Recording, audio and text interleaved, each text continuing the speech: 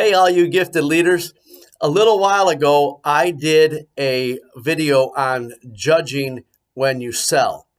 I'd like to talk about judging and um, employees, supervisors, bosses, CEOs, um, board of directors, anybody that you're dealing with in your organization.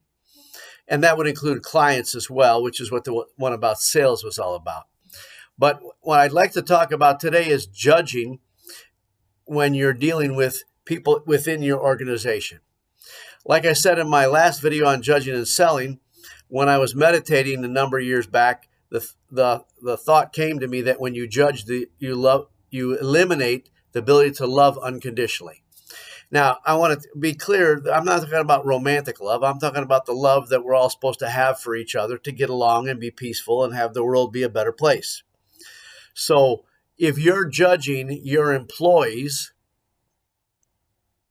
by how they look, if you're judging your employees by past performance, thinking that they're never going to change, if you're doing any of this kind of judging, then at some point it's going to break down the relationship.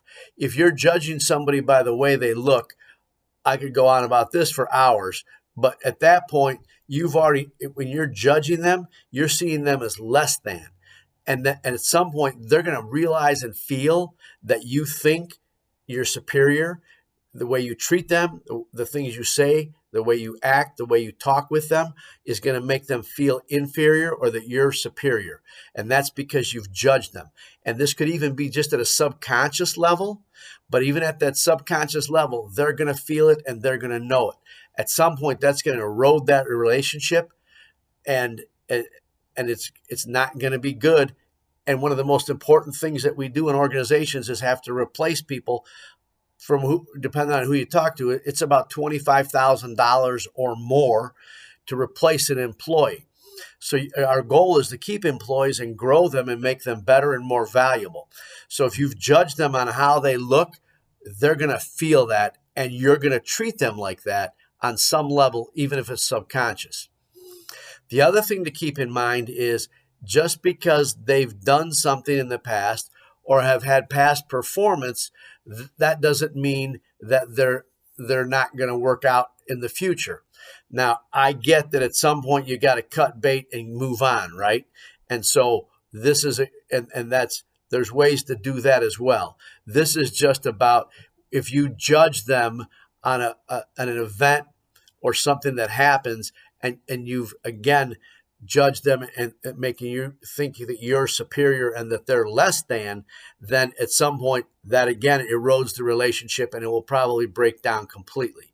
What you want to realize is that just because they've made a mistake, and this is that whole love thing, right? Because when you love somebody, it gives you the power to forgive them and be compassionate and show them grace, realizing that they have made a mistake. You've made mistakes.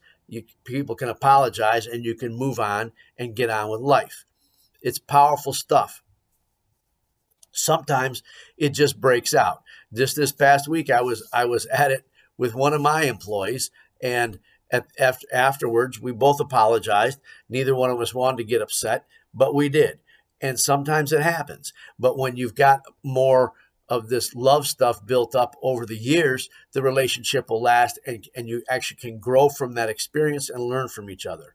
So again, this is about when you judge people, especially people on your team. This is the same thing. It could go up the ladder as well, right? If you've got a supervisor or a boss and you've judged them, or they've done something, they pulled some bonehead move at some point in the past, and you've just written them off for good, then you're doing this. You're butting heads. And at some point, they're just human, and they're doing the best they can. A great thing that I like to keep in mind when dealing with other people is something I learned from Jack Canfield, and that is, remember, everybody's doing the best they can with what they know, with where they're at. If they knew something better, they'd be doing something better, but they're not, and that means they don't know anything better. So our job is to be the leader, regardless of whether that's people that are working below us that we supervise, or people that are above us in this thing called the organization that are our supervisors or bosses. So be love, let go of that judgment, and watch how it'll change your world. Thanks for being a gifted leader. Thanks for everything you do to change the world. We'll see you soon.